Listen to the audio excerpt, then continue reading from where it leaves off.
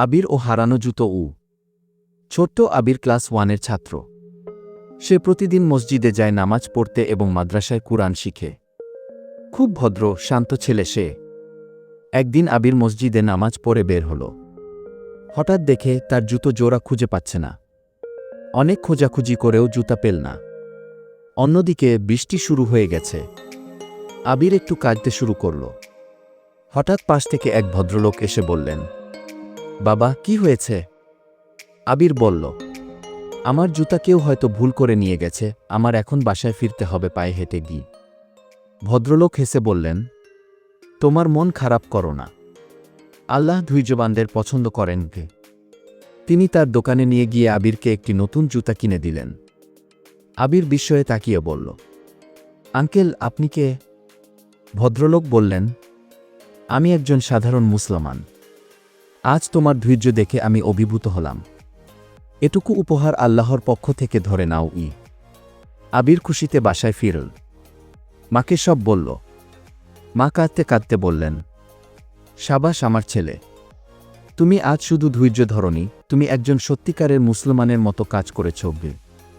গল্প থেকে শিক্ষা। ধৈর্য রাখা মহান গুণ, আল্লাহ ধৈর্যশীলদের ভালোবাসেন। বিপদে আল্লাহ সাহায্য পাঠান, যেভাবেই হোক। একজন ভালো মুসলমান কখনো রাগ বা হতাশায় ভেঙে পড়ে না। আবির ও হারানো জুতো।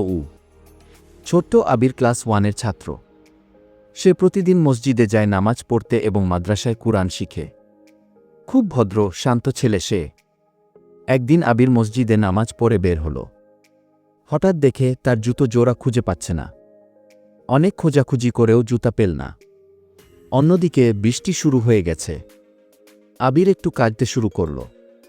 হঠাৎ পাশ থেকে এক ভদ্রলোক এসে বললেন, বাবা, কি হয়েছে?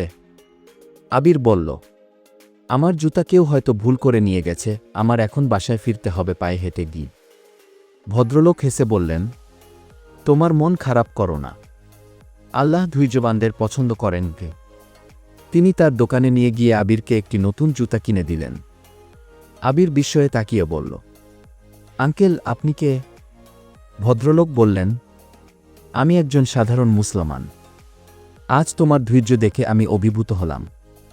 এটুকু উপহার আল্লাহর পক্ষ থেকে ধরে নাও। আবির খুশিতে বাসায় ফিরল। মাকে সব বলল। মা কাঁদতে কাঁদতে বললেন, শাবাশ আমার ছেলে, তুমি আজ শুধু ধৈর্য ধরনি, তুমি একজন সত্যিকারের মুসলমানের মতো কাজ করেছ। গল্প থেকে শিক্ষা। ধৈর্য রাখা মহান গুণ, আল্লাহ ধৈর্যশীলদের ভালোবাসেন। বিপদে আল্লাহ সাহায্য পাঠান, যেভাবেই হোক। একজন ভালো মুসলমান কখনো রাগ বা হতাশায় ভেঙে পড়ে না।